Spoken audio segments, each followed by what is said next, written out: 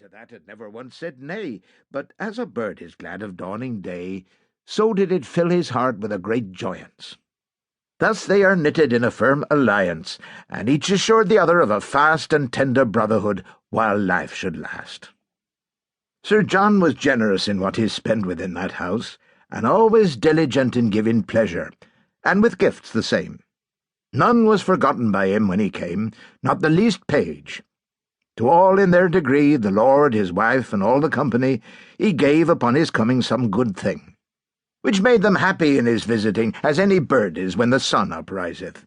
But now no more of this, for it sufficeth. It came about upon a certain day, this merchant makes his plans to go his way toward the town of Bruges, for there he buys a certain quantity of merchandise.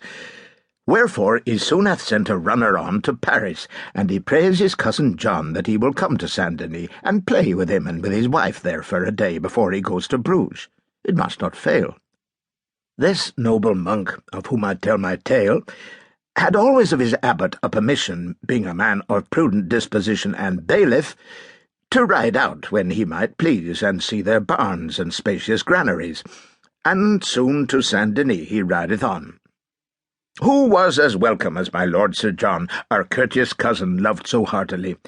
With him he brought a jug of Malvoisie, another of Vernage, a fine bouquet, and fowls as well, as always was his way. So monk and merchant pledged their love anew, with feast and drink and play a day or two. But on the third, this merchant, as he rises, considers soberly his enterprises, and seeks his counting-house, this worthy man, to calculate as clearly as he can his status for the year, for he would see how he had used his gold and property, and if he had a gain to show, or none. His money-bags and ledgers, many a one, he laid upon the board, to read and measure. Rich were his hoarded savings and his treasure, so he had shut the door, and barred it too, to work with his accounts till he was through, and no one should disturb him for that time, and thus he sat at work till after prime.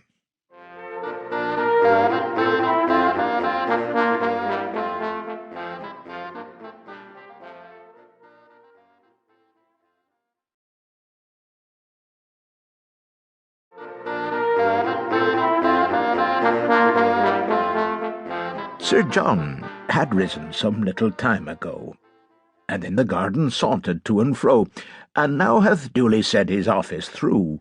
This good wife quietly came strolling too into the yard, where he was softly walking, and she saluted him, and fell to talking. A child, her maid, was with her, that was still beneath the rod, and pliant to her will, and thus could easily be ruled or led. "Oh, cousin mine, oh dear Sir John," she said, "what ails you to be getting up so early?" "Niece," he replied, 5 hours are ample clearly to spend in sleep at night upon a pillow, unless it were for some old languid fellow such as these wedded men that make a habit of dozing like some poor distracted rabbit all wearied out by dogs." "But by my head, dear niece, you look too pale to-day," he said. "I think for certainty our worthy man hath worked upon you since the night began, so that you snatched your sleep in haste," said he, and with that word he laughed out merrily, and at his own thought waxed a rosy red. This fair young wife began to shake her head, and answered thus, "Well, God knows all," said she. "No, cousin, that is not the way with me. For by that God that gave me soul and life, in all the realm of France is not a wife that hath less pleasure in that sorry play. For I may sing, alas, and well away, that I was born. But there is none," said she, "to whom I dare tell how it stands with me. And so sometimes I think to leave this land, or else to end myself with mine own hand, so full of fear and trouble is my life." The monk began to stare upon this wife. "Alas, my niece, now God forbid," he said, "that ye for any sorrow or any dread should harm yourself. But tell me, what may grieve you, and I perhaps can help you and relieve you, or else advise. Therefore unfold to me all your distress. All shall be secrecy. For on my breviary I make my oath that never in my life, for lief or loath, will I betray your trust in any way. To keep listening to this audiobook, I've left you a link in the description so you can do it, at no cost thanks to Audible's 30-day free trial.